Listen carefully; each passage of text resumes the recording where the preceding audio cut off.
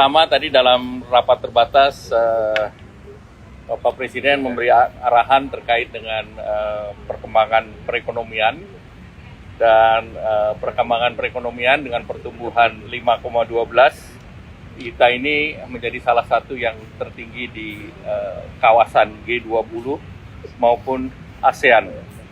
Dan dari pertumbuhan dari Februari ke Februari, yang utama terjadi peningkatan penyerapan dari tenaga kerja. Jadi jumlah penduduk yang terserap di angkatan kerja itu 97,73% atau 3,59 juta orang di tahun tersebut. Kemudian kita juga, Bapak Presiden juga melihat bahwa daya saing itu menjadi penting dan kita bersaing dengan berbagai negara. Oleh karena itu kemudahan perizinan berusaha harus segera didorong dan pemerintah telah mengeluarkan PP yang terkait dengan kemudahan perizinan yang menggunakan metode fiktif positif. Nah, ini perlu disosialisasikan dengan seluruh kelembagaan agar sistem perizinan yang di OSS itu bisa berjalan dengan baik.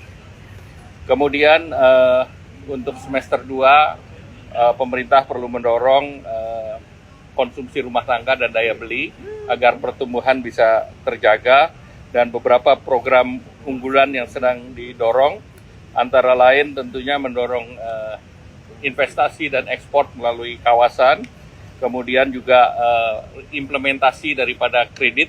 Kalau untuk perumahan ada FLPP, kemudian juga baru diluncurkan KUR perumahan.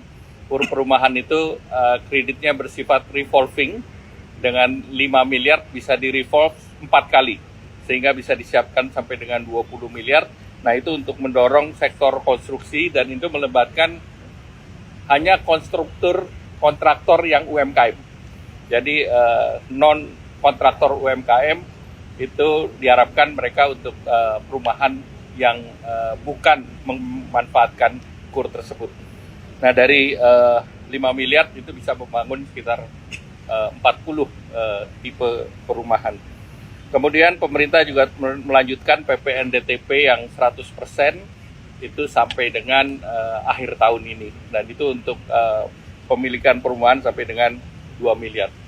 Dan untuk di akhir tahun, program yang mendukung terkait dengan untuk Nataru itu juga sedang disiapkan oleh pemerintah, dan juga pemerintah mendorong sektor-sektor padat karya untuk bisa mengakselerasi produksinya sampai dengan akhir tahun ini.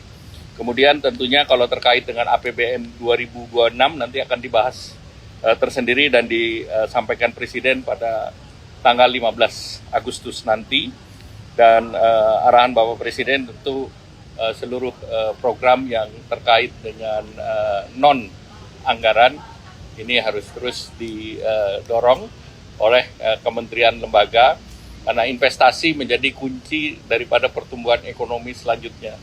Dan tadi dilaporkan juga bahwa target investasi di 1.900 triliun di tahun ini dapat dicapai, karena untuk semester pertama itu sudah dicapai realisasi yang diinvestasikan berdasarkan data yang ada di BKPM.